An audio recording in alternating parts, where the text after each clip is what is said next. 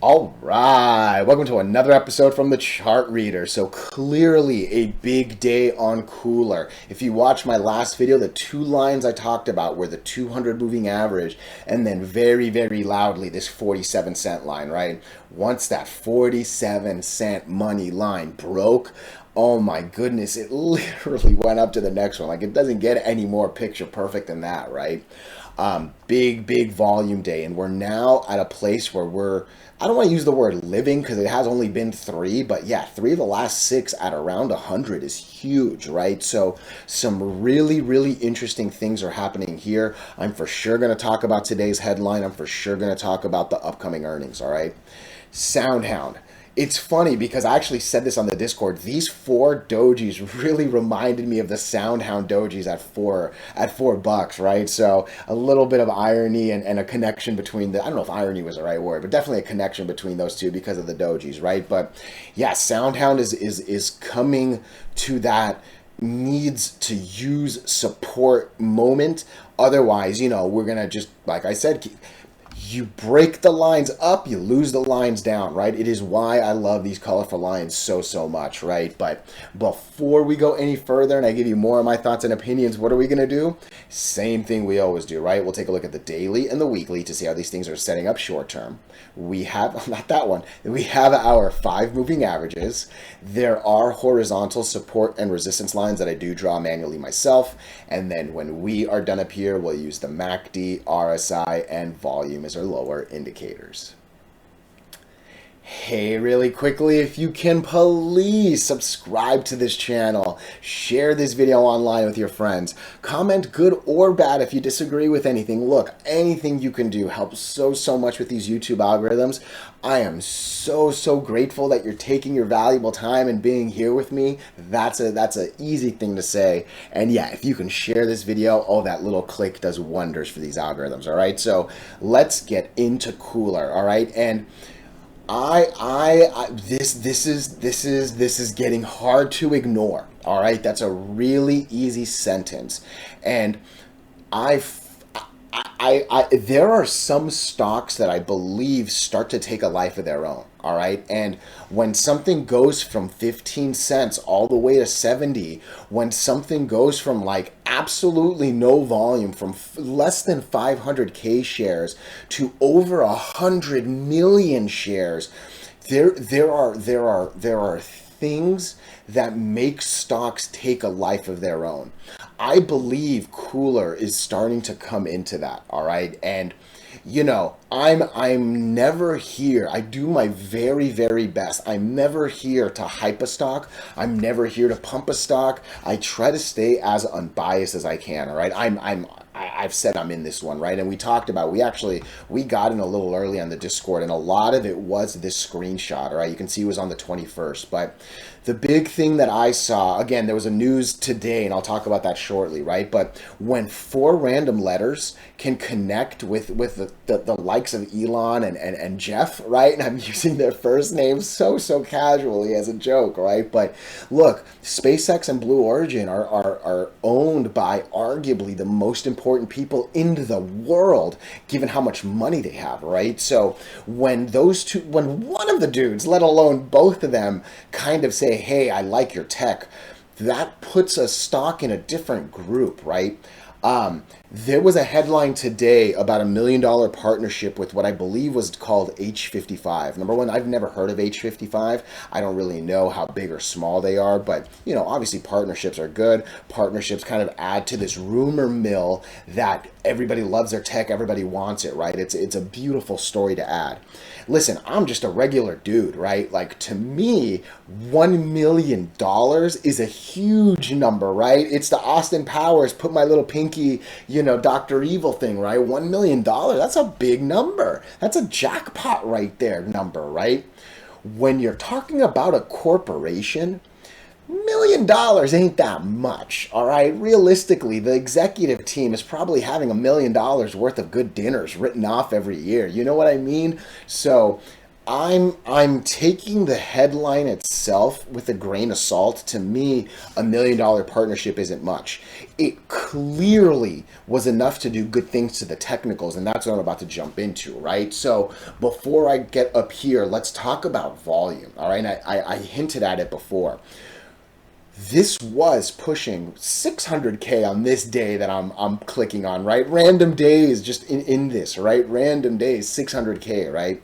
When you go from 600K to 100 million, when you go from 600K to 20 million, big, big multipliers, right? You're 2xing that, then you're 20xing that. That's a 40x jump right there, right? So, what I'm starting to see is an ability to hold 100 million shares. Now, granted, this is only 3 candles out of obviously a lot, right? It has never happened before. Things, maybe are a little different now, maybe not. I'm not really here to future guess too much, but we'll obviously discuss it, right? But I'm seeing this. I'm seeing 3 of the last 6 holding up here, right? There is a little bit of a healthy line that I can draw right there too, from the peak till now, right?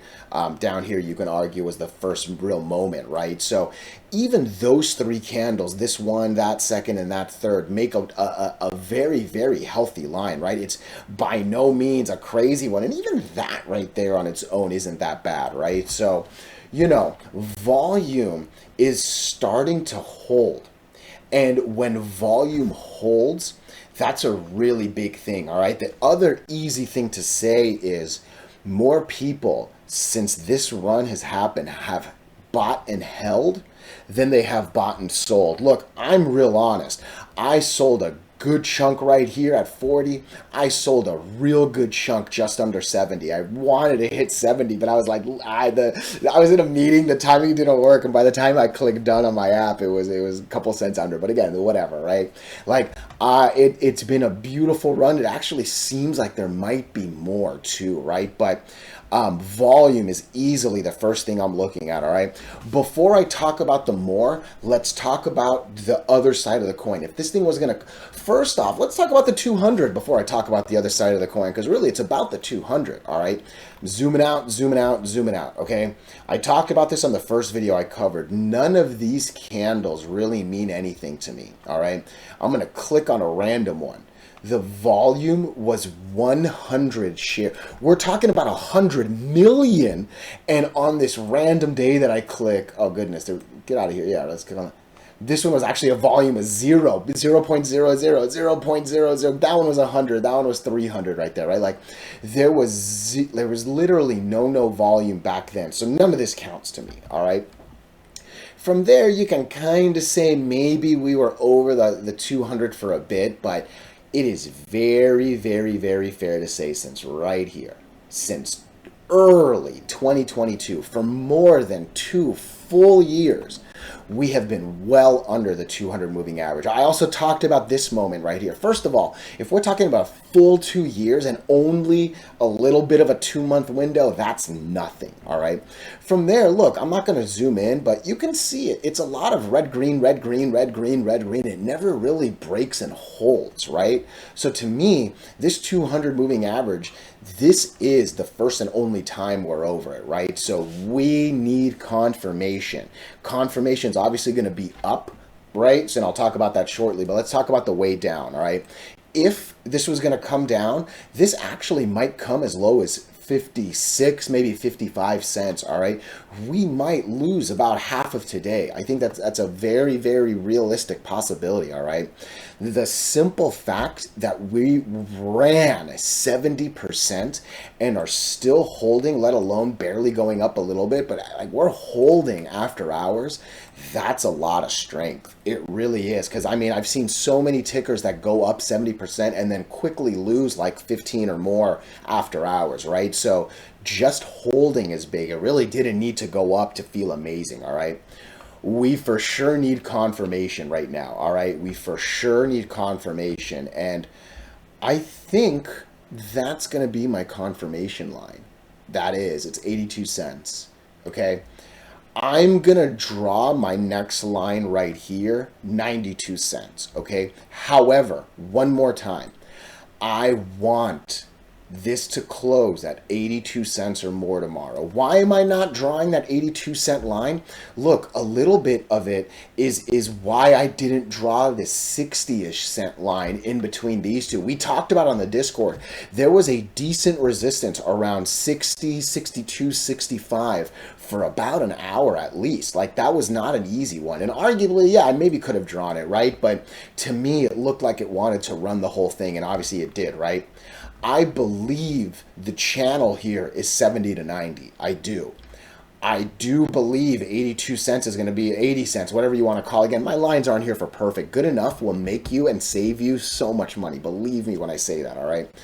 80 is going to be a little bit of a something. 80 is what I must have. And 80% is almost a 20% growth on this, right? 20% would be 14. I'm looking for 10, right? So that's that. And actually 82 is 12. So that's most of the 14. So it's a bigger confirmation than normal. But again, when you're going to run 70%, the first time you're going to go over it, I'm expecting 20% up, right? Or, hey, we might actually drop almost 20% down, right? That 55 cent below is actually roughly 14 cents below, right? That same number is what I'm looking above, right? So to me, I'm expecting a 20% move here one way or the other, all right?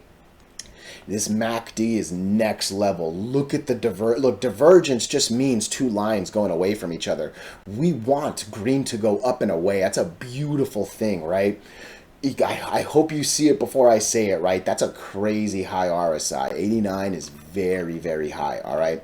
I'm zooming back, and I do see one peak right here. And you can see this one was actually at 89.3. This was back in July of last year, all right? Zooming back a little more, a little more. Yeah, that's kind of it, I think, actually. What are you right here? 85-ish. Clearly, volume fixes a lot, all right? This could look good if we confirm. That looks good and that looks good. So right now, I've only got one indicator out of the bunch that's got me concerned, right? But we've seen things go into the 90s on the RSI side, right? It's just, it is what it is. This is worth a concern, but yeah, everything does look good, and yeah, I'm seeing it creep another penny, right? Again, to me, just holding is good enough, right? So one more time, 82 cents is what we're looking for tomorrow. Obviously, I would love it to continue and just run to 92 cents, all right? I'm ending it with this. Every single stock, I say this exact same thing. Earnings is the craziest gamble, all right? Earnings reactions sometimes don't make sense. You see beautiful headline after beautiful headline, bullet after bullet after bullet on the release of good, good, good, good. One little random line, one little random this or that, you get bad red candles. Or even the inverse. You see the dumbest earnings releases and these big red candles, right? There are so many unknowns in earnings. My plan is more than likely to completely exit by the 11th. On the 12th is earnings. Believe me, if the earnings are good, I'll jump back in, right? But there is no stock that I think is above my earnings fear thing. And again, that's just me, right? Like, I'm not saying you should do the same thing. I never say buy, sell, hold on these videos. You know that, right? But one thing I will always stress is my personal fear of earnings, all right? Let's look at the weekly. Let's look at the weekly. I guess I didn't end it there. Yeah, again, look, it's the first time we're doing it, so it's still an early candle, but you break the 50, you go to the 100. That seems to be lining up with that 92 cent line we just drew, right? So RSI is a little high on the weekly, but my goodness, we've actually been here. That's an 80 RSI. Wow, we're higher than we've been. And look at that. I mean, again, obviously that's an outlier. This is still early in the week, too, which is kind of funny to say, right? But so far, that's actually pretty healthy volume. My goodness, if we kind of just repeat the last days, that back to back might be some good volume. Interesting, right? Interesting. Again, let me know your thoughts. Let me know what you think about the tech. Let me know if you have earnings expectations, right? Let me know. Let me know if you disagree. You know that, right? But 82 cents, 55 cents, or a doji. I think that's my 1, 2, 3 guess for tomorrow, all right? Let me know your thoughts. Let me know your opinions. I can't stress it enough. I appreciate you so much, all right? Let's come into Soundhound. All right. Very quickly, I'll start here, I guess. If you could please subscribe, if you can please share this video, it does wonders with the algorithms, all right? So, with my mouse down here, I think this is actually a good place to look, all right? Volume is king. I made a video, it's called My Golden Rules of Trading. It's in the Knowledge Center, all right? My rule number 2 is volume is king. Volume is queen for my ladies out there, all right? Volume fixes all problems, and volume makes all problems even worse, okay? Right now, the problem I was stressing was the 20 moving average, all right? I'm going to zoom out to the last 2 runs, all right? I've been saying this for the last couple videos. Amazing run early January 2023. Completely loses the 20 moving average like a hot knife through butter. There was no support whatsoever, okay? Once again, we see that same thing in June. We make a beautiful move up only to lose it and never get back over it, right? Twice the 20 moving average failed us. Twice in the last, roughly 1 year window, it failed us, right? What am I supposed to do? I have to assume the same thing's going to happen unless the stock tells me otherwise, all right? I often talk about roulette, all right? I'm a degenerate gambler myself, so I like talking about roulette, but the little plastic ball in roulette doesn't remember anything. If it's hit 55 reds in a row, it's the exact same odds on that 56 roll. It does not remember anything. These stocks that we look at, whether it's 3 letters, 5 letters, or 4 like this one, it remembers it's been struggling with the 20. It remembers it hasn't been able to hold the 20. It is once again not holding the 20, and we are on our way to this 50, right? I think we actually kissed the 520 number too. Wow, we went below 520 even, dang, right? That's a scary MACD. That's a scary RSI. That is volume that is not even remotely close to the 50-day average, let alone the fact that the last, 2 weeks, maybe completely have been horrible volume, right? So, there are a number of things that are now happening on this chart, right? The amazing thing is, even if we fall all the way down to the 200 moving average, we're going to be 50% above the $2 line that used to be the peskiest of things, right? So this 200 moving average has gone up significantly. It's gone up 50% from this $2 line, right? Obviously, that's a really scary number for the people that got in around the 4 and the 6 range, right? But still, in terms of the lines these are slow lines, right? The 20 moving average moves 10 times faster than the 200, right? So the fact that this has made a good move and now it's starting to also kind of happen in the 200, those are some longer term good things, right? The 50 is a very strong line. The 50 is coming near this 475, 76 line that I got here, right? This is a very, very, very important line and a very, very important bounce point, all right? We have been very, very comfortable around here in the RSI. I'll even go just a little lower to the 40s, all right? That's making me think we're going to go a little lower and I have to come back, and now it kind of makes me think 27, maybe to 30, right? I think that I can still see us coming down to the 50. Hopefully the 50 catches and goes, all right? I think this $4 line has become a very strong support. I'm not drawing the line. I don't think it's worth drawing. We obviously have the moving averages here, but we remembered the struggle before the pop, right? I know I do. I could say that easily, right? So I'm still seeing this coming down. I still believe it's going to come down. I think there are ways of using that to your advantage. I actually think the 50 is going to hold. I for sure believe that these two are going to hold. But again, that's talking about a fall down to 3 something if we lose that basically 5 and 4 line, right? So again, you use the drops to your advantage, or you use them to consider ins and outs, unless you're long and strong and smiling at the fact that we're I don't want to say completely away from $2 worries because that would be far too cavalier, but yeah, those $2 worries seem like they're a distant past, especially like I said with the 200 sitting almost at 3, right? So as long as it took for it to come up to here, it's going to take a long time for it to go back down as well, right? So just food for thought. But volume, listen, volume used to be down here around 11 million. All right, we're coming back to maybe living in that, even though the 50-day average is still at 72. All right, this needs news, this needs volume, or this needs to wait till that 72 comes all the way down to a little more healthier 20-ish, right? And we're still a ways away from that, right? So volume, I think, is the scariest thing for me here. This thing needs people to come and buy. All right, let me know your thoughts, let me know your opinions. Oh, I appreciate you all so much.